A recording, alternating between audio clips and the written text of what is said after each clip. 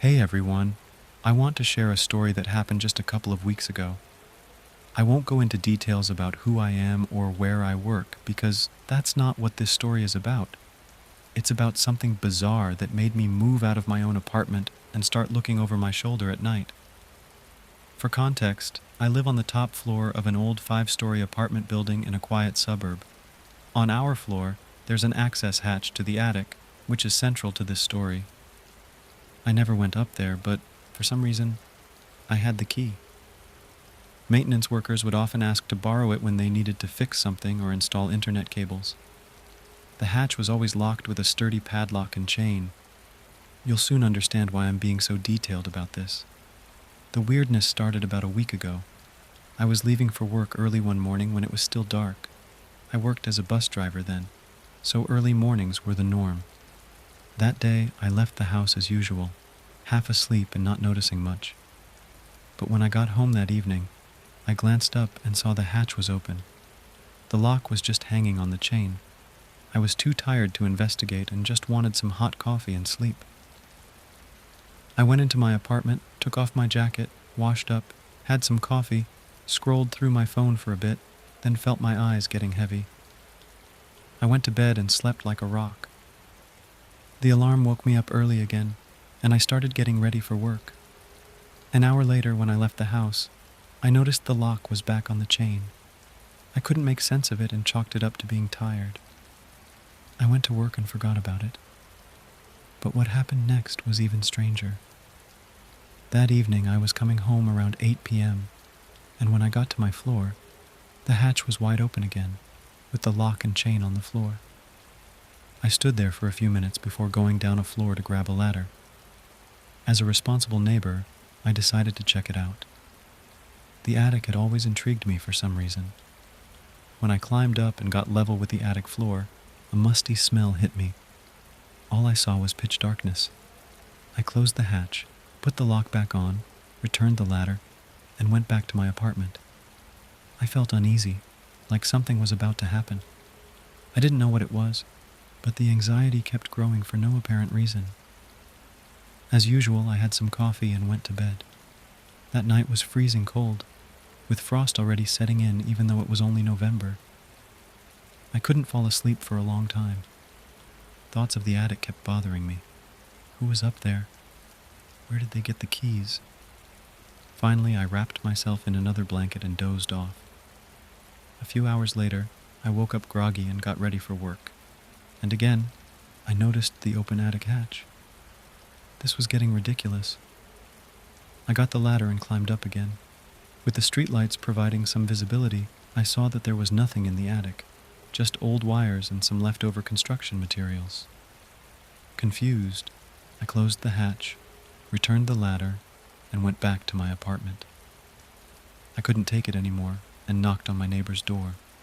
A young woman named Sarah lived there with her baby. She opened the door, and I asked if she had seen anyone suspicious going up to the attic. She looked at me like I was crazy and said no, they hadn't seen anyone. She mentioned that they noticed the hatch was open, but didn't go up there because of the baby. After that, I heard a baby crying in their apartment, and Sarah apologized and closed the door. Back in my apartment, I felt even more uneasy. My mind was racing with various theories: drug addicts, squatters, anything but something supernatural or scary.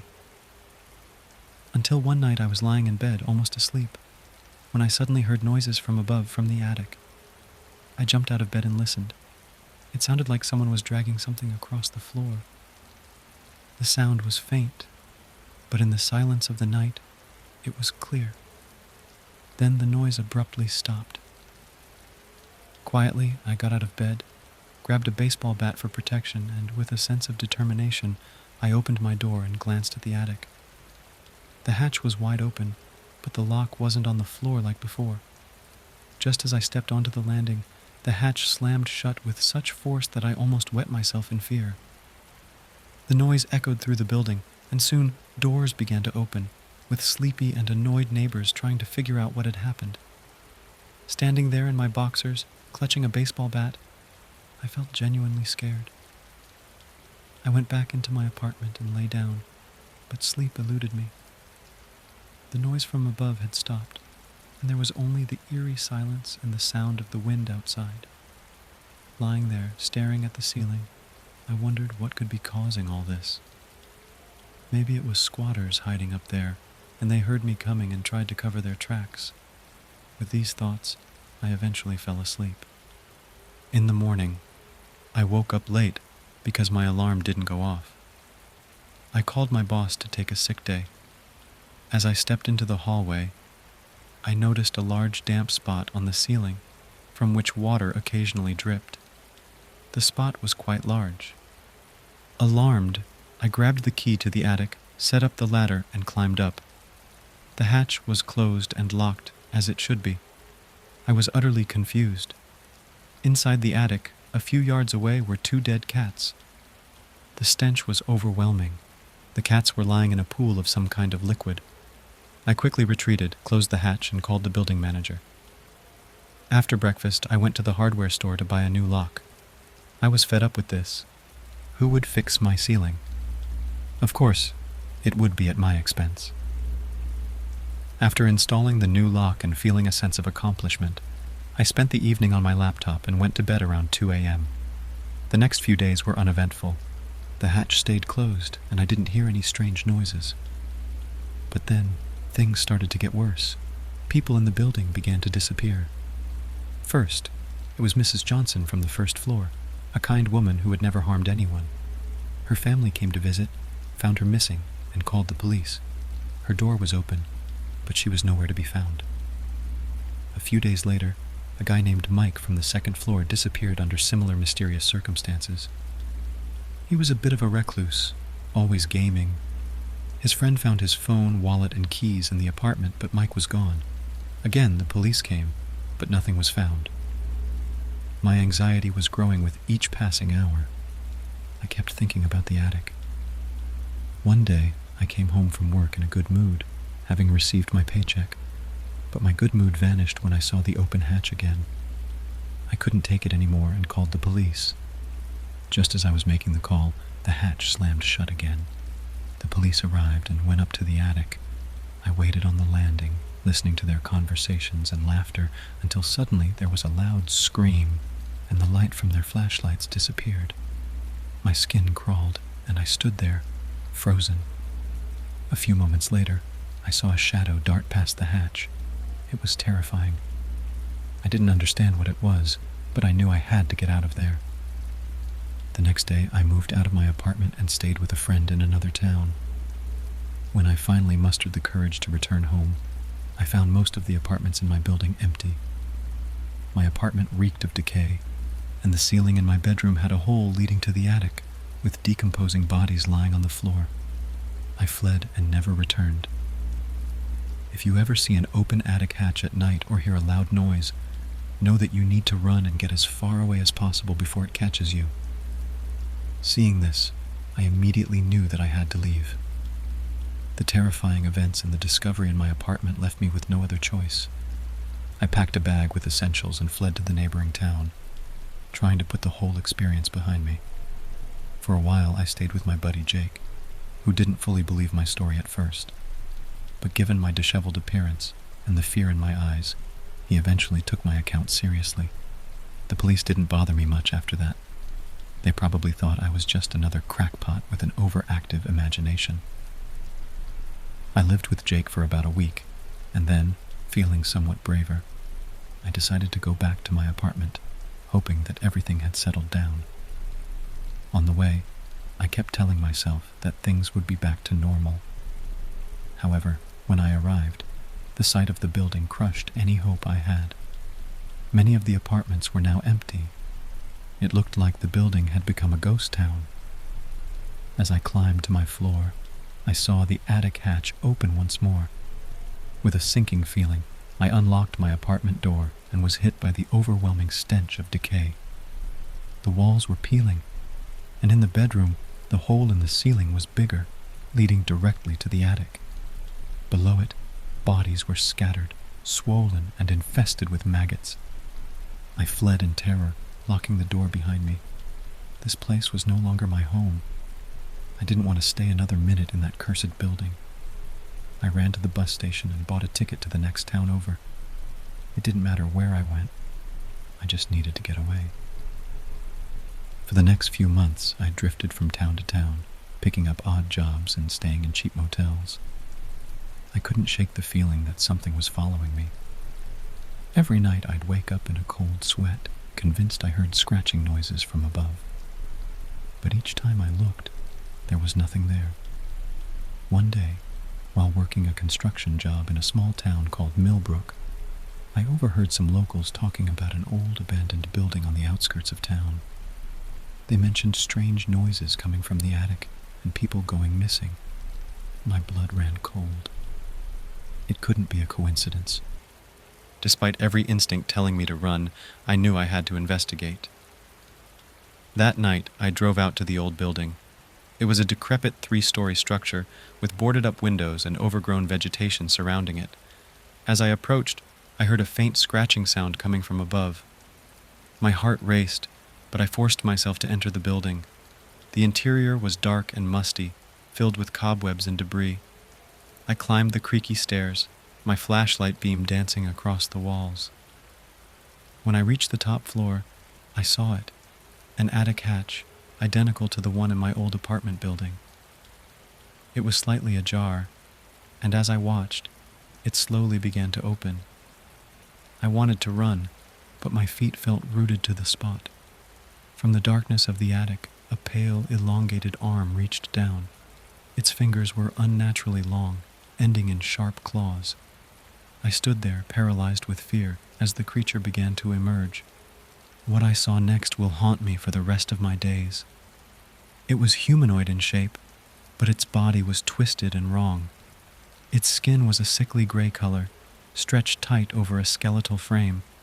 Its face was the worst part. Where eyes should have been, there were only empty black sockets. A wide, lipless mouth filled with razor-sharp teeth stretched across its face in a grotesque parody of a smile. As it fully emerged from the attic, I finally found the strength to move. I turned and ran, stumbling down the stairs in my haste to escape. I could hear it behind me, its claws scraping against the walls as it pursued me. I burst out of the building and sprinted to my car, fumbling with the keys as I tried to start the engine. Just as the creature reached the doorway of the building, I managed to start the car and peeled out of there, tires screeching. In my rearview mirror, I saw it standing there, watching me leave. I drove for hours, not stopping until I was several states away. Over the next few weeks, I did some research. I found old newspaper articles about similar incidents in other towns, people disappearing, strange noises from attics, abandoned buildings with dark histories. It seemed that this creature, whatever it was, had been moving from place to place for decades, maybe even centuries. I knew I couldn't run forever. This thing, this attic dweller, wouldn't stop until it caught me or found new prey. I had to find a way to end it, to stop it from hurting anyone else. I spent months preparing, gathering information from occult books, consulting with paranormal experts, and collecting items that might help me fight this supernatural entity. I learned about protective symbols, purification rituals, and weapons that could harm otherworldly beings. Finally, I felt ready to confront the creature. I tracked its movements, following the trail of disappearances and abandoned buildings. It led me to a small dying town in the Midwest. The locals spoke in whispers about the old factory on the edge of town, how people who went near it never came back. Armed with my knowledge and makeshift weapons, I entered the factory one cold, moonless night. The air inside was thick with dust and the lingering scent of decay. I made my way to the top floor, my heart pounding in my chest. There it was, the attic hatch. It was already open, as if inviting me in. I took a deep breath, clutched the iron dagger I had blessed, and climbed up into the darkness. The attic was vast, stretching further than seemed possible for the size of the building. Shadows danced at the edge of my flashlight beam. I heard movement behind me and spun around, coming face to face with the creature. It was even more terrifying up close. Its mouth opened impossibly wide as it lunged at me. I dodged, slashing with my dagger. The blade connected, and the creature let out an unearthly shriek. Black ichor oozed from the wound. We fought in the darkness, a deadly dance of slashing claws and blessed iron. I was no match for its strength and speed, but I had preparation on my side. I managed to lure it towards the center of the attic, where I had hastily drawn a protective circle. As soon as the creature stepped inside the circle, I began to chant the banishing ritual I had memorized. The air crackled with energy, and the creature howled in rage and pain. It tried to escape the circle, but an invisible barrier held it in place. The ritual reached its climax, and a blinding light filled the attic. The creature's form began to waver and dissolve. With one final ear-splitting screech, it imploded into nothingness, leaving behind only a faint smell of sulfur. Exhausted and battered, I collapsed to the floor. It was over. The nightmare that had haunted me and countless others was finally ended. In the days that followed, I noticed changes. The oppressive atmosphere that had hung over the town began to lift.